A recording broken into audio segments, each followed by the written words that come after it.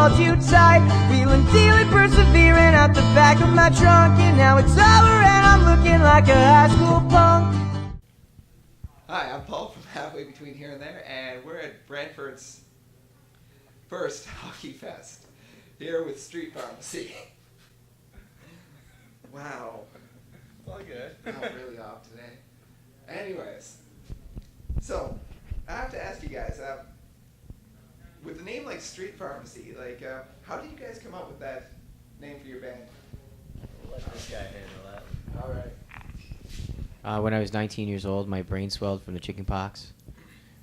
Chicken pox are very serious when you're an adult, and the doctors did not know that my brain swelled from the chicken pox, and I was misdiagnosed as a schizophrenic and put in a psych ward for 5 months. And then while I was there, they were giving me antipsychotic medication, and as a joke, I used to call the psychiatrist the street pharmacy because it was a much more classier way of calling the doctors. They were prescribing me the medication that was better than the street drugs I did in high school, drug dealers. And eventually I got better, and they ended up getting the right diagnosis in the States that I had encephalitis, and now I'm here. It's a very serious issue, as you can tell. I half expected to find some sort of joke anecdote behind that, but sorry to hear about that, though. No, well, it's a good thing, a good thing came out of it. Yeah. So how did you guys get into it? I have to admit, when I first heard about you guys and I saw your poster up, I was not expecting the style of music I heard. When later I saw it was rock reggae, how did you guys get into, you don't see many bands in that type of genre, what influenced you guys to get together and play that type of music? I think it's growing up. I think our genre reflects what we listened to when we were younger. Sublime obviously is a huge influence on us. It wasn't the only band we listened to, but it was something that I obviously really, really like, these guys like, but the alternative aspect of our music that we're kind of going to now is another genre that we really grew up on. So to mix those two together, it's really, really hard, but we want to kind of blend the two together or play them separately in the same sets, just to kind of have a mix of what we all grew up on and what we really, really like. But I don't know, I think the reggae aspect's something that I really, really love and grew up on.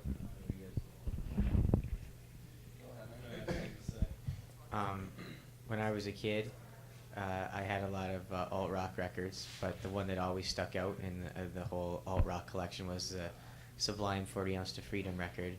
And I think it's foolish I think it would be foolish for us to ignore that influence, because it was such a big, profound influence, I think, for all of us in the band. My favorite bands like the Smashing Pumpkins or Pearl Jam or Soundgarden or whatever, but still, it's such a big influence. It's foolish to ignore it on a creative level.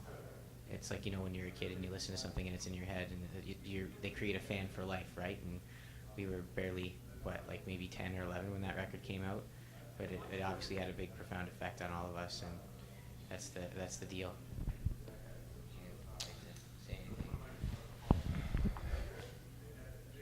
When I was a kid. No, I'm just joking. Ryan and Dan touched up on it perfectly. We just like playing music that we're into and music that we're interested in, and music that other people can move to and are interested in as well. We really don't care about people saying, "Oh, how can you mix this together and that together?" It doesn't really matter to us. We've been playing it since we started, and people have been into it, so that just helps us do what we do, right? I don't want to just All right. There you go, sir. All right. And, your new album is, you're in the process of recording it. What can you tell us about the album, and, how is it going to be different, the same? What can you tell us about what's going to be on it?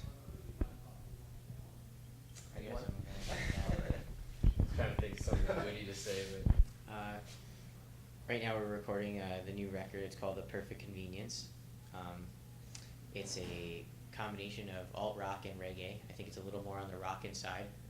One of the songs that are on our MySpace right now that we played on Much Music's disband, Stone Bricks and Mortar, that's like what it's gonna sound like, kind of half reggae, half rock. There's gonna be more songs that are more on the alt rock, 90s sounding side, and there's gonna be some songs that are more on the street reggae kind of side.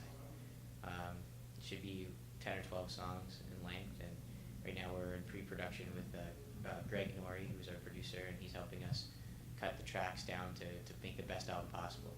All right. It's gonna rock.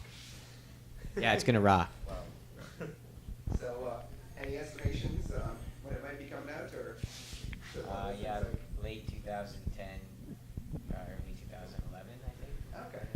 It'll probably take all summer to record and just get everything perfect. Make sure it's what we want.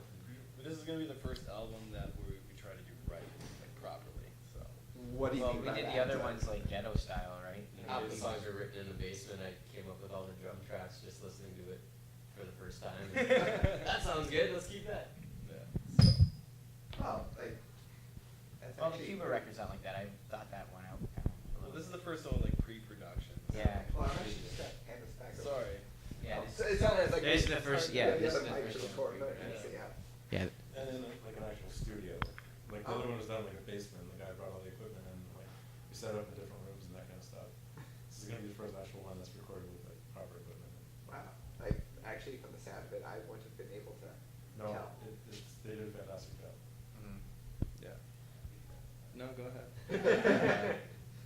Yeah, with this one, we're hoping to get some funding for it, so that's why we have a little bit more access to money now, and we can go and buy the high-priced studio and give it a real go. We're still going to maintain that raw, natural sound that we always had, though. It's not like we're going to give that up completely. Okay. It might sound a little more polished because we're in a $100,000 studio or whatever, but like the last record we put out, the Legacy of Rudy record, we recorded half in a real studio and half in a porch in Cuba, right? So like, it was a perfect mix of polish and rawness, and this album is going to be sort of like that, but with a lot more electric guitars. Okay. Well, you guys have a show coming up, so we won't hold you up any longer than that. Well, thank you so much for coming and interviewing us. Yeah. I really appreciate it. Thanks. And thanks for letting us come in and interview you and take you away from the. Video games? Yeah. The Donkey Kong recreation. Jr. over there, like that's rad. Just to see that, that'd be my day. Actually, I have to admit, I've never seen one of those machines actually up and running, so that's. I've only seen one. Not in our lifetime. Yeah. Yeah, it's pretty cool. I love Donkey Kong Jr. Donkey Kong's like the original Donkey Kong's a classic, but something about Junior and the vines and the whatever those crocodile things coming down, like those are sweet. Crocodiles like to climb vines. I don't know how that works. Yeah. I don't know what the guys at Nintendo were like smoking then, but like they were coming up with some really good stuff. Just even soundtrack wise, you ever listen to the soundtrack? No, I can't say I ever have. It's actually like in 8-bit Nintendo land, like it's pretty complex. It's pretty intricate. Watch it. Well, if it's working, we have to pop a quarter or two. I think we should. We should.